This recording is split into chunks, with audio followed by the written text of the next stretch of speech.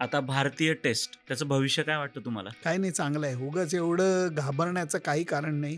कारण जे खेळाडू आहेत त्यांना वरिष्ठ खेळाडूही सांगतायत आणि क्रिकेटही त्यांना सांगतायत की किती IPL खेळलास, किती T20 खेळलास, किती वन डे खेळलास, तरी तुझं नाव जे होणार आहे ते टेस्ट क्रिकेटर म्हणूनच होणार आहे. अगदी. तुला लक्षात ठेवलं जाईल हे फक्त टेस्ट क्रिकेटर म्हणून ठेवलं जाईल.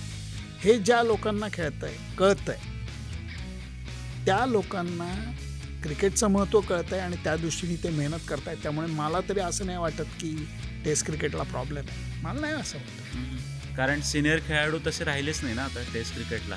होतील सिनियर खेळाडू निर्माण होतील. शुभमन गिल निर्माण होतोय. हो. बुमराह ऑलरेडी लिजंड कॅटेगरीत आहे. KL राहुल पण. KL राहुल आहे. त्यामुळे जयस्वालला कळतंय ते टेस्ट क्रिकेटचं महत्त्व. त्यामुळे असंही नाही आहे, लोकांना जे पते की बात आहे वो कळते बरोबर.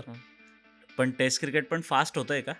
होत आहे. कारण काय ओव्हरऑल समाजामधला संयमाचा भागच कमी होतो. हे क्रिकेट पुरतं परत मर्यादित का ठेवतोय? ओके लिहिण्याच्या ऐवजी मी तुला के लिहून पाठवतो. रील 3 मिनिटाचंच असायला पाहिजे. हे सगळं जर का तुमचं श्रिंक होत आहे त्याचा परिणाम क्रिकेटवर झाला, आश्चर्य काय? बरोबर. फुटबॉल एवढा महान खेळ आहे तरी आता का मग 22 मिनिटांचा हायड्रेशन ब्रेक म्हणून का ब्रेक घेत आहेत? बदल होत आहेत, समाजामध्ये बदल होत आहेत, त्याचा खेळावरही परिणाम होणार आहे. बरोबर.